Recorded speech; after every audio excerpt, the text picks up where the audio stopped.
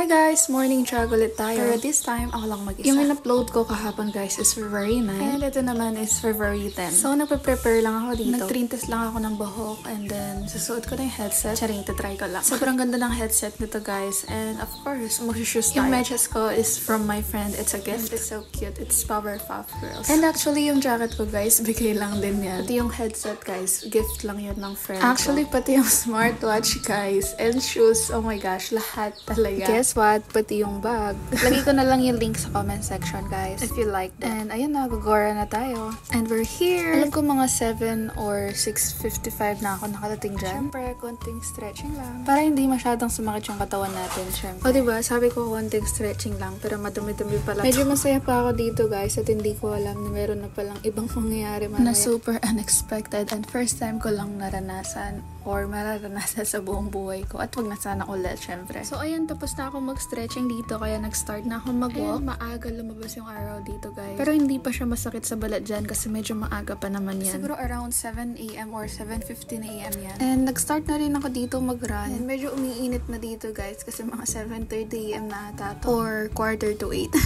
Naiinitan na pala ako dyan, guys. Kaya yun, nag-start na ako tumakbo dito para medyo makarami-rami. Kasi umiinit na talaga, guys. And hindi na to kakayanan. Ayan, guys, meron pa naman mga tumatakbo dito, guys. Pero feeling ko patapos na rin sila. And for some reason, medyo makulimlim. Pero nag-water break muna ako dito. And naglakad pa rin ako dito, guys, kasi medyo makulimlim and hindi siya masyadong masakit sa balat. Kahit medyo late na yan. Bakit parang redundant? Ulit-ulit mga sinasabi. So, ayan, nagpahinga muna ako dito. Nilagay ko yung cellphone sa ilalim ng motor, guys. Wala kasi akong patungan. Nagmumuni-muni ako dyan, guys. Hinahanap ko yung sarili ko. Ayan, guys, alam ko 8 a.m. na yan and makulimlim pa din. So, naglakad pa rin ako. Alam ko last ikot ko na to. Init na naman. Kaya last na talaga. And pagod na rin ako dito, guys, kasi normal ko nga is 3 km to 5 km Kaya sabi ko dito, enough for today. Umupo na ako, uminom na ako ng water, and naka 6 kilometers tayo, and 7,000 steps. Baon akong egg dito kasi umalis ako nang hindi nagpa-breakfast, kaya yun yung breakfast. And ito yung part na sinasabi kong unexpected na mangyayari. Tinry ko siyang videohan and i-record. Pakinggan nyo na lang, kasi guys. Kasi dito sa part na to is nanakawan ako ng wallet sa motor.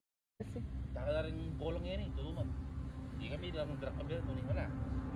Eh, may parang chula mani ko pang yan eh. Kaya may pagpagit ko. Kita ko kitang kaya kami darami ka rin. Block na chat nitan. Basta may nakampita ko. Tapos atin yung balo malaratang Vicks na inhaler. Wow.